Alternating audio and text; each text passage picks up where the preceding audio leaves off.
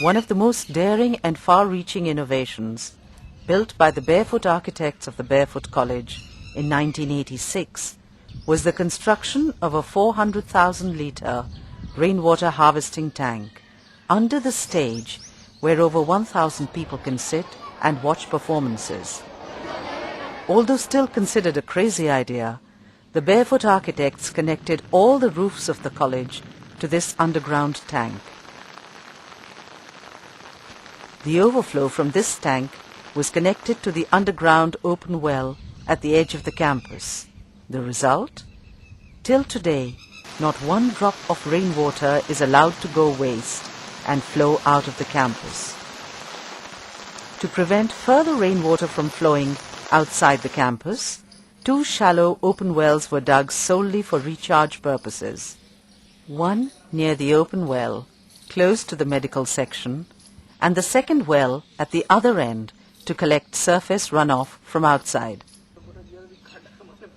5 India Mark II hand pumps were installed in the 80s to supply emergency drinking water to the common kitchen and to over 100 staff, families and trainees every day.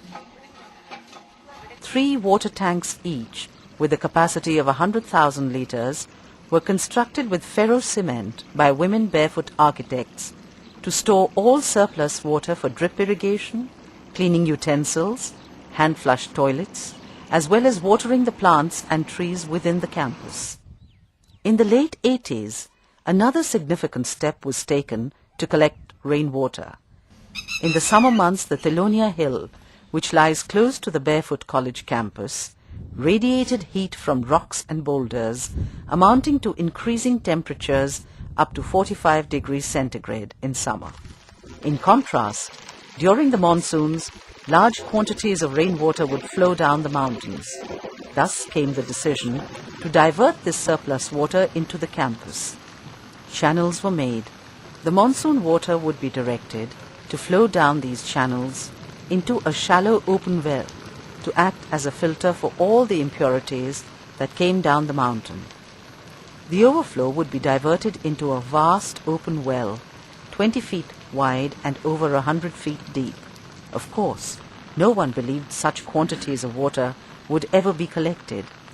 But in 2001, not only did the open well completely fill up, but within 3 days, it was observed that over 300,000 litres of rainwater had also percolated into the ground, recharging nearby irrigation wells and hand pumps.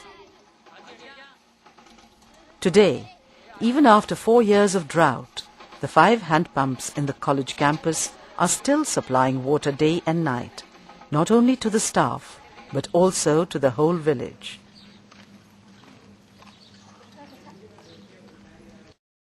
Attempts by villagers to tap the groundwater by sinking deep tube wells up to 200 feet very close to the campus yielded no water. In 15 villages in the 2 districts of Ajmer and Jaipur, Barefoot engineers have planned and implemented piped water supply schemes.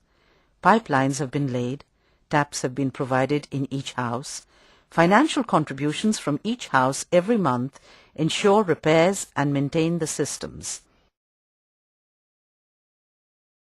Perhaps it works because no government engineer is involved and they have been left to decide for themselves.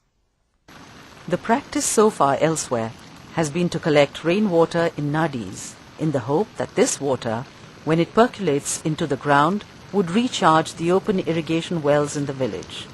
No one even questioned this dubious theory. In actual fact, the evaporation losses from these vast expanses of water is incredible. Nadis are nothing more than evaporation tanks. In 3 of these 15 villages, in order to increase the recharge of the open well supplying water, shallow open wells, 10 feet wide and up to 20 feet in depth, have been dug through the impervious layers of silt and clay in the beds of the nadis at a cost of 20,000 rupees.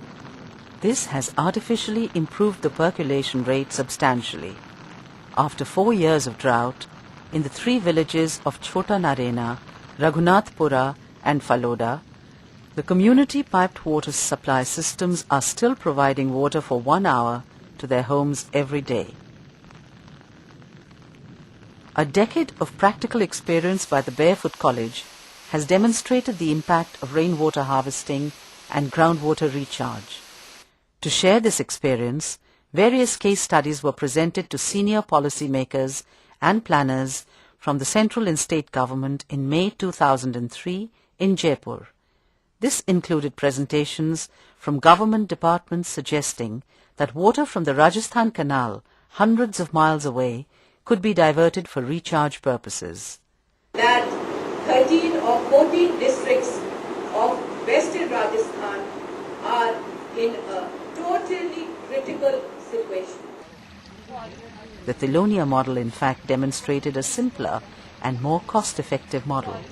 Rainwater flowing down seasonal streams and nalas could be diverted into hundreds of unused open wells with famine relief funds.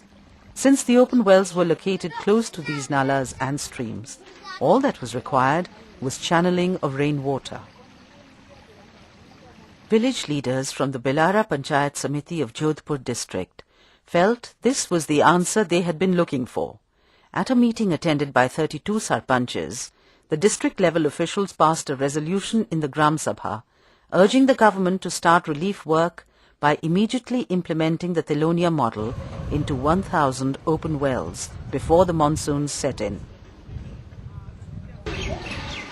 In Tilonia itself, the government has sanctioned relief works to channel water into 3 dry community open wells so that the 25 dry hand pumps all over the village could be revitalized. Work started on the 3 well sites in the Tilonia village, and it was completed just before the monsoons came. For the first time in the history of the village, the people saw rainwater being diverted into a deep community well in the middle of their village. The result was that 3 almost dry hand pumps were immediately revitalized. When previously women had to wait for hours for the hand pumps to slowly yield drinking water, now water is flowing throughout the day. The most hardened of skeptics in the village have nothing critical to say now. What now remains to be seen is whether the government of Rajasthan would adopt this community-managed, community-controlled and community-owned low-cost Tilonia method of groundwater recharge on a massive scale.